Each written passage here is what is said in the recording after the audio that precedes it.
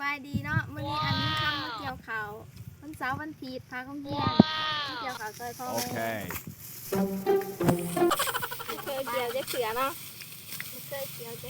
เกี่ยวกับบ่ไหวเป็นไร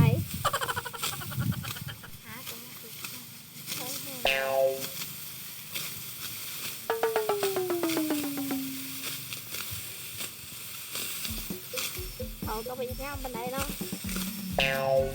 สวมแน่แดงนี่ปีนี้น้ำเสือ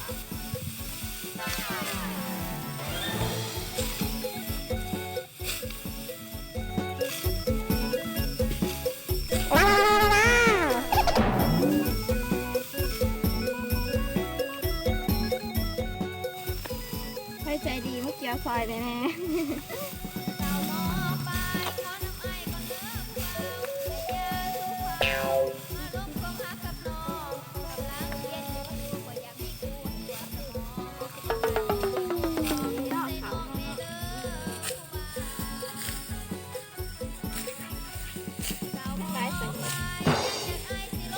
เต็มโค้ง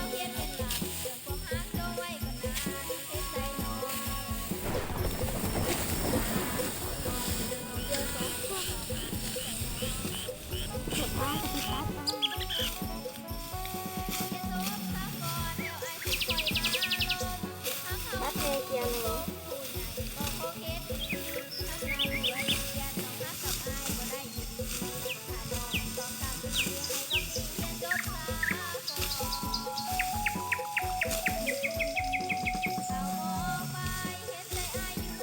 เดี๋ยวถ้าเราไม่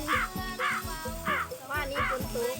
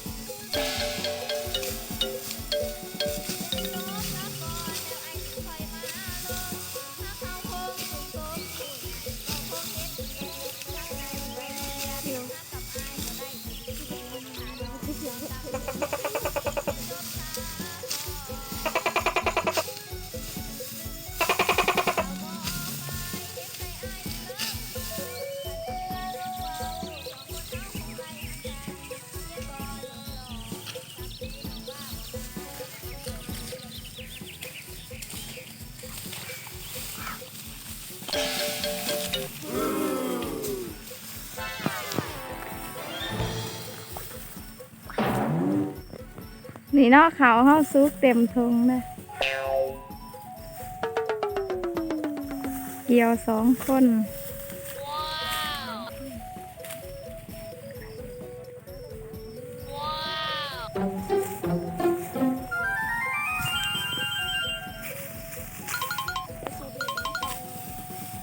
นี่อามิงค่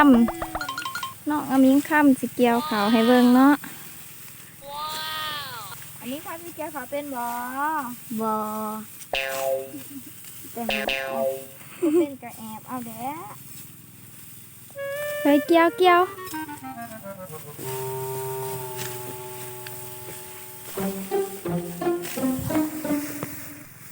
มาเกิดจะสิได้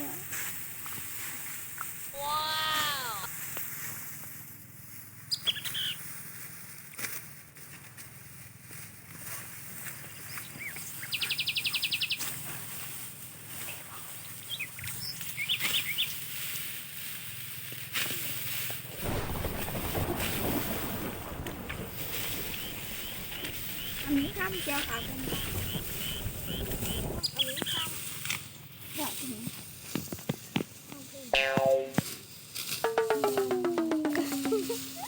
ดม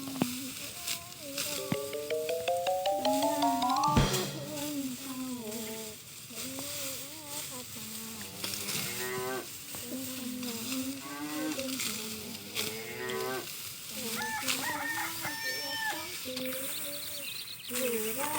ชนีหลานมีสิ่งกระโจนกระโจนเธอหัวใจหาน้ำหาน้ำบุญไปน้ำน้ำที่ทอดมันหา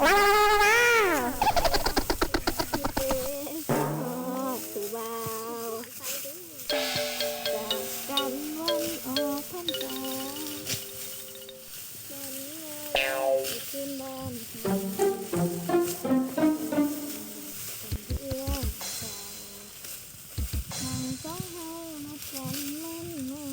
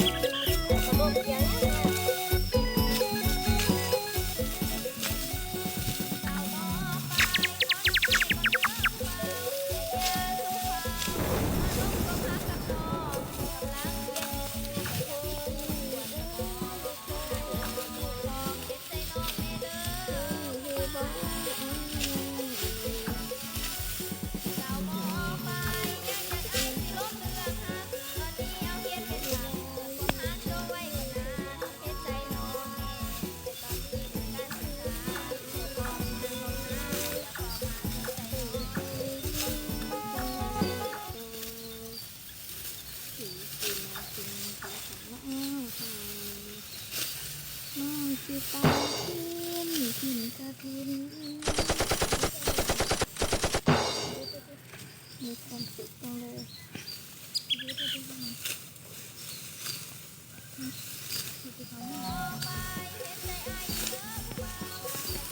เท่เลยกินข้าวไปได้เนี่ย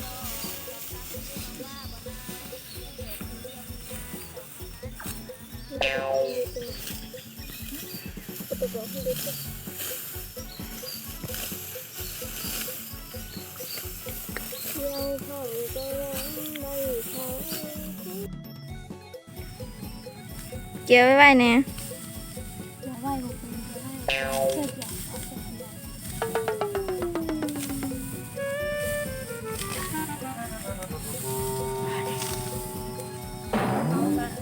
ดบนะคะว้าวใช้ใจดีมาเกี่ยวซอยเนี่ยเนาะ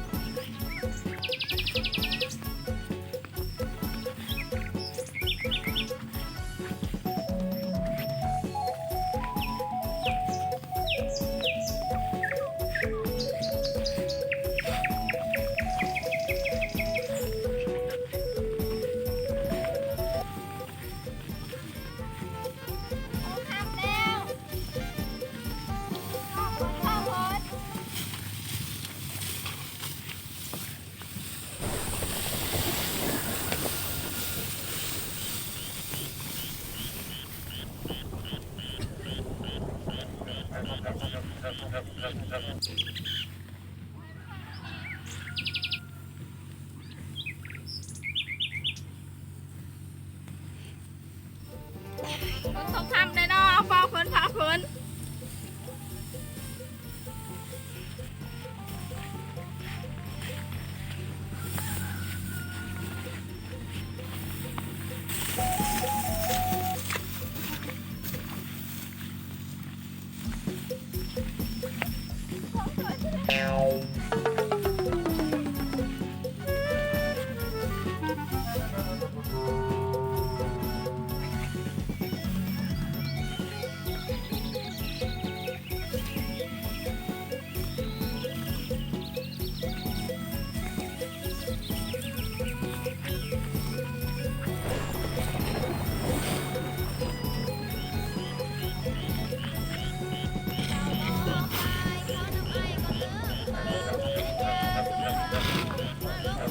เอาเพิ่นพาแล้ว